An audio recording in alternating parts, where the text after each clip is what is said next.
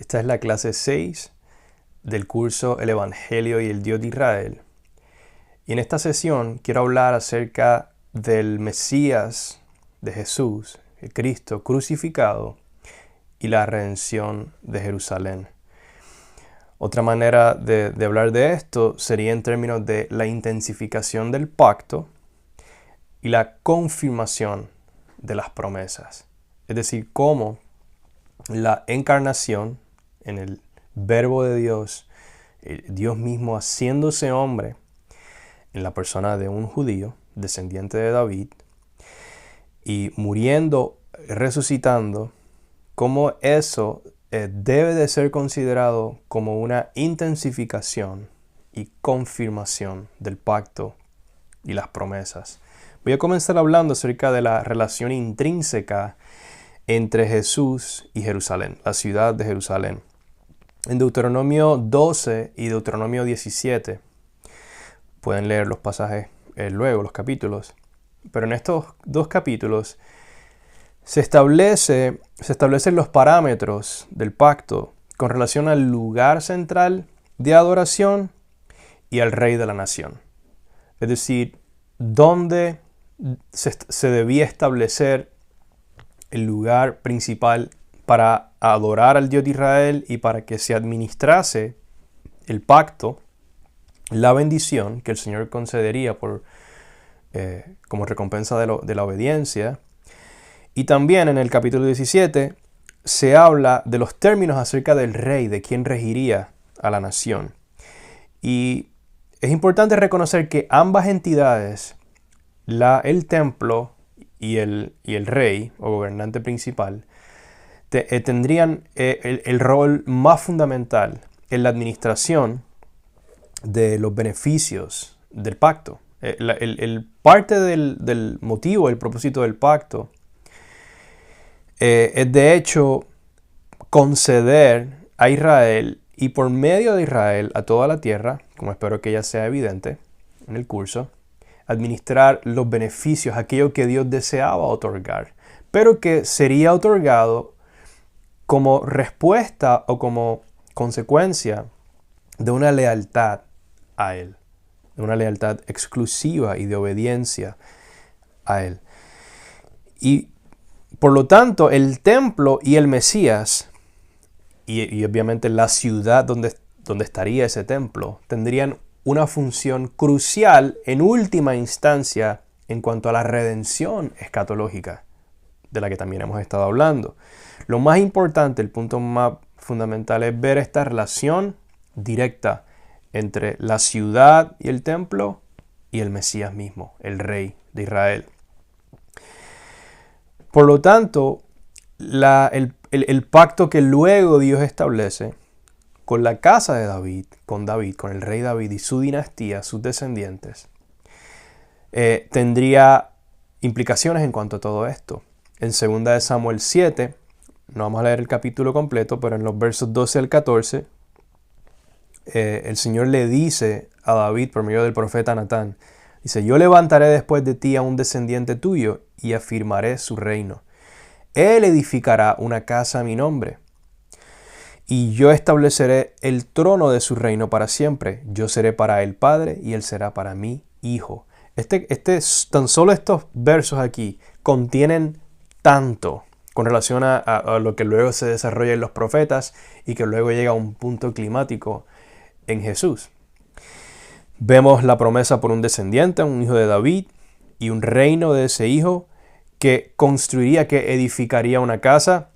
En un sentido inmediato se trató de Salomón, pero lo que es muy intrigante e importante es que los profetas luego proyectaron ese paradigma, esa idea al futuro y caracterizaron a un individuo como un descendiente final y permanente de David. Todos nosotros reconocemos que se trata de Jesús, obviamente. Pero lo más importante es ver la trayectoria de dónde proviene todo esto. El libro de los Salmos, como una nota al calce, gira en torno a esta teología. El libro de los Salmos, de hecho, no es una colección de oraciones individuales que sonaban muy bonitas y un día decidieron ponerlas juntas para que luego nosotros nos inspiráramos con oraciones, ¿verdad? Muy, muy bonitas. El libro de los Salmos contiene, fue compilado de una manera particular con el propósito de comunicar un mensaje. Y el mensaje que comunica el libro de los Salmos, pudiéramos decir el evangelio del libro de los Salmos, gira en torno a la ciudad de Jerusalén y al rey de Israel. Es decir, estas dos entidades, estas dos cosas fundamentales en el propósito de Dios, en la narrativa de la Biblia. Y tengo varios pasajes aquí de los Salmos que voy a dejar que ustedes los lean y mediten en ellos, pero todos elaboran en torno a esto, en torno a esta idea. El Salmo 2, Salmo 89, Salmo 132. Yo los invito a que luego los lean y mediten y reflexionen acerca de lo que de estos salmos dicen con relación a lo que acabo de explicar. El pacto que Dios le otorga a David fue de hecho una extensión del pacto con Abraham. Eso también lo pueden ver. Génesis 12, Génesis 15, Génesis 17 son las narrativas de los patriarcas donde Dios establece y confirma un pacto con Abraham. Y ese de hecho es el pacto medular, sobre el cual luego tanto el pacto de Dios con Israel en Sinaí como el pacto con David e inclusive la promesa de un nuevo pacto está todo arraigado en lo que pudiéramos decir el más fundamental de todos los pactos, que es el pacto con Abraham.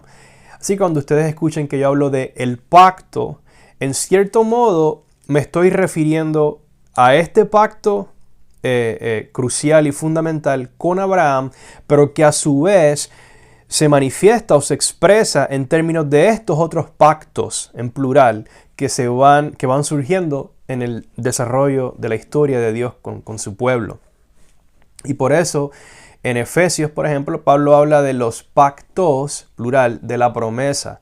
Porque la promesa fundamental de Dios a Abraham, que hace por medio de su pacto, en los términos de un pacto, establece esa promesa, esa promesa sería administrada, se ejecutaría a partir de otros pactos, en este caso con la simiente de Abraham como un todo, Israel, y luego con un descendiente específico de una tribu en particular dentro de Israel, Judá y David y consecuentemente Jesús. Y todo eso forma parte de esta trayectoria basada en el pacto. Así que quería aclarar eso. Y en 2 Samuel 7 es evidente que la promesa a David está directamente ligada a la promesa a Abraham. Ustedes lo pueden ver detenidamente luego en las notas. Por lo tanto, el destino de Jerusalén y del Mesías estarían ligados para siempre. Y es dentro de ese contexto que la muerte y resurrección del Christos, la palabra griega para Cristo, lo estoy usando para desconectarnos y conectarnos otra vez con todos estos términos. La disciplina del pacto sobre la ciudad y el pueblo tendría obvias implicaciones sobre Jesús como miembro y representante principal de la nación. La encarnación, muerte, resurrección del Hijo de Dios fueron realmente el despliegue del pacto en favor de la casa de Israel y por consecuencia en favor de la humanidad. Esto es lo que algunos han llamado la intensificación del pacto. Y aprecio mucho esa frase porque no solo afirma que Dios continúa siendo fiel a ese pacto, sino que más que nada lo que ocurre con la venida de Jesús es que se intensifica, es como Dios haciendo un punto de exclamación en cuanto a su fidelidad y su compromiso con esa promesa. Por eso, en Mateo 1, ¿cómo comienza el Evangelio, esta narrativa del Evangelio? Libro de la genealogía de Jesucristo, o de Jesús el Cristo, hijo de David, hijo de Abraham. Esa sola frase está aludiendo a toda esta trayectoria, esta narrativa de la que he estado hablando. Y no podemos perderlo de vista. Este es el tipo de cosas que obviamente por muchas razones históricas, teológicas, a las que ya he mencionado a lo largo del curso, las perdemos de vista. Y es tan importante para mí que volvamos a prestar atención como creyentes gentiles, prestar atención a estas cosas para recuperar ese sentido del Evangelio, como he dicho, como un mensaje judío. Otro punto muy importante y relacionado es que las expectativas judías, o mejor dicho, que existían aún desde antes del tiempo de Jesús, expectativas judías entre los judíos de un Mesías divino y sufriente. Es decir, un Mesías que sería Dios mismo manifestándose como hombre, y un Mesías que sufriría por los pecados de la nación y del mundo entero. No fue una innovación cristiana. No fue una nueva teología que estaba siendo introducida por Jesús o por los discípulos, incluyendo a Pablo posteriormente. Eran ideas y expectativas preexistentes en la comunidad que simplemente se aclaran y se confirman con la venida de Jesús.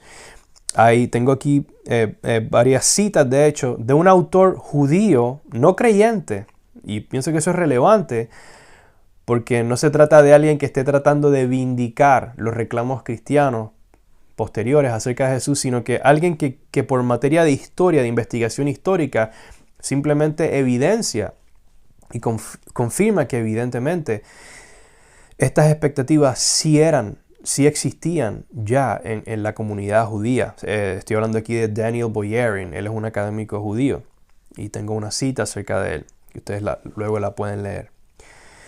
Entonces, por virtud del paradigma profético de la historia, que surge por la certeza de que Dios sería fiel al pacto, esa perspectiva deuteronómica que luego se desarrolla en términos de una expectativa escatológica y apocalíptica, como hablé en la clase anterior, tuvo la visión de que Dios intervendría para disciplinar, santificar y redimir al pueblo con miras a su destino eterno en pos de las demás naciones.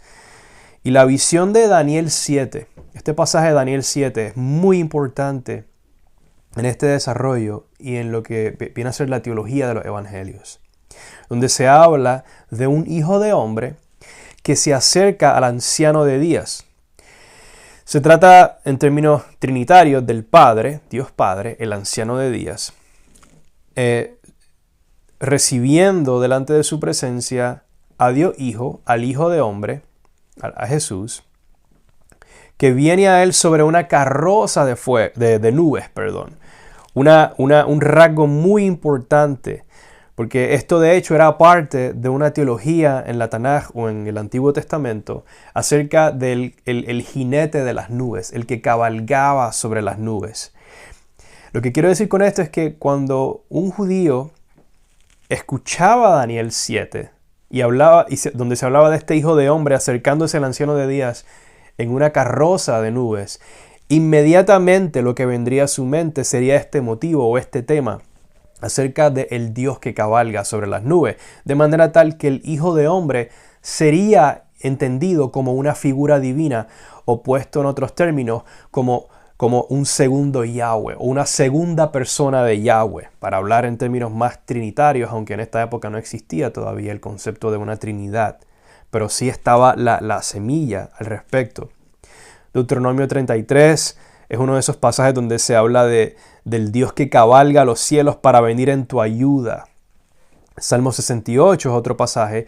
Y Daniel 7, en cierto modo, elabora en torno a esa teología y presenta a lo que algunos, de hecho, en la tradición judía llamaban como el primer Yahweh, o esta primera manifestación de Yahweh como un anciano, relacionándose a un segundo Yahweh o una segunda persona o manifestación de Yahweh, del Dios Yahweh, el Dios Jehová, que era representado de manera más joven como un guerrero que cabalgaba sobre nubes y que sería comisionado por Dios para rescatar a su pueblo, redimirlos y finalmente establecer un trono y reino eterno. Eso lo pueden ver en Daniel 7. Por otro lado, y esto está implícito en las profecías de Daniel, el Hijo de Hombre se identificaría con la disciplina del pueblo y en última instancia moriría y sufriría con ellos y por ellos, es decir, por sus pecados, para luego recibir gloria y honor eterno junto al remanente. Y es sobre esa teología que construyen los discípulos y los miembros del movimiento de Jesús cuando escriben los evangelios, cuando buscan comunicar el mensaje de Jesús por medio de la tradición textual de los evangelios. Estoy hablando de los evangelios canónicos, los 4 evangelios, como en Marcos 8, donde Jesús comienza a decir que era necesario que el Hijo del Hombre padeciera mucho.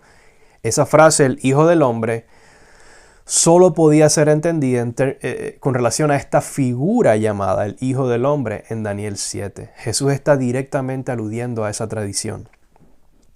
Y él debía de ser desechado por los ancianos y los principales sacerdotes, y que fuera muerto y resucitado después de 3 días.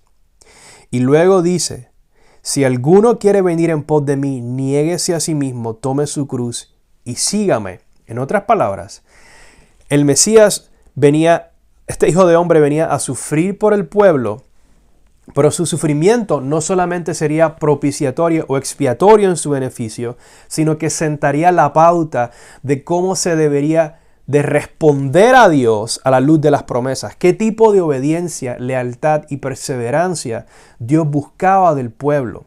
Y el Mesías, Hijo de Hombre, ejemplificaría eso. Y al ejemplificarlo, proveería para el perdón de pecados. Obviamente, si se han cometido transgresiones y pecados, es necesario remendar eso delante de Dios por medio de la propiciación de un sacrificio expiatorio.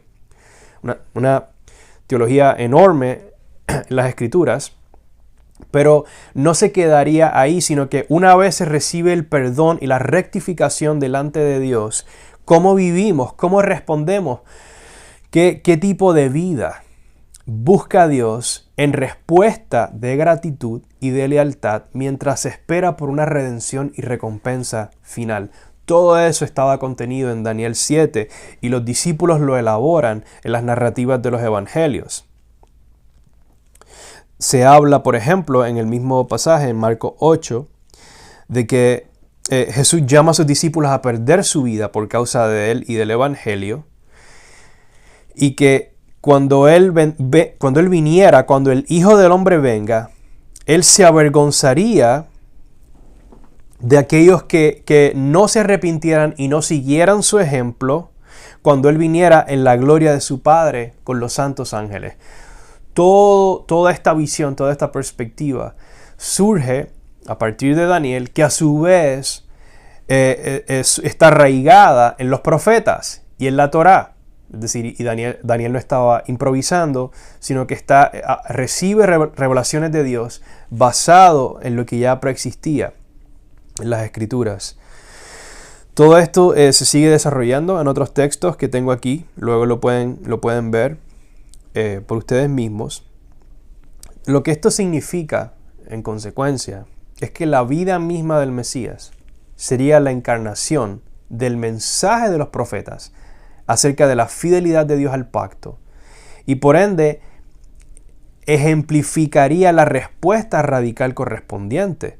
En otras palabras, sería el modelo a seguir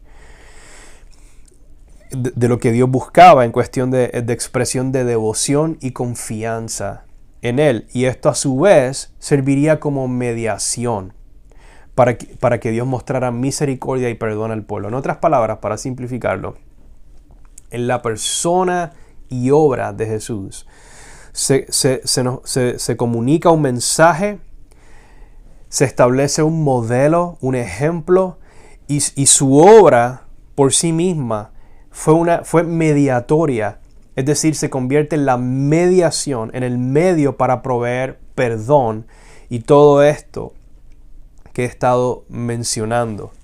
Y para ir concluyendo,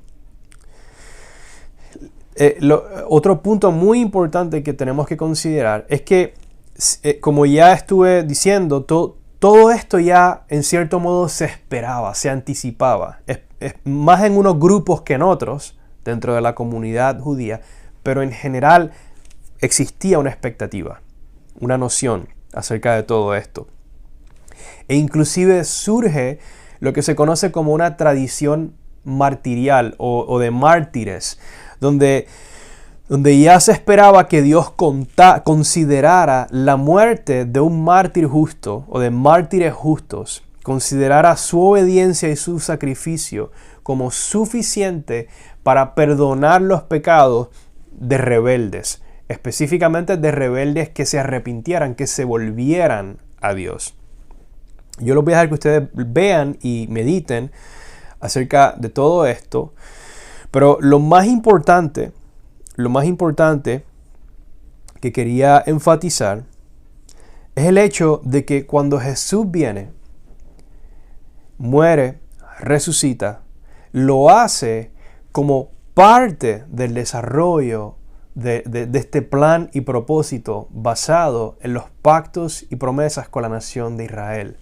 No hay una innovación, no hay una redefinición ni la introducción de algo nuevo. Más bien surge la revelación de un misterio. ¿Cómo Dios realizaría todas estas cosas? Es demostrado y proclamado en vivo y a todo color por medio de la persona de Jesús, el Mesías crucificado.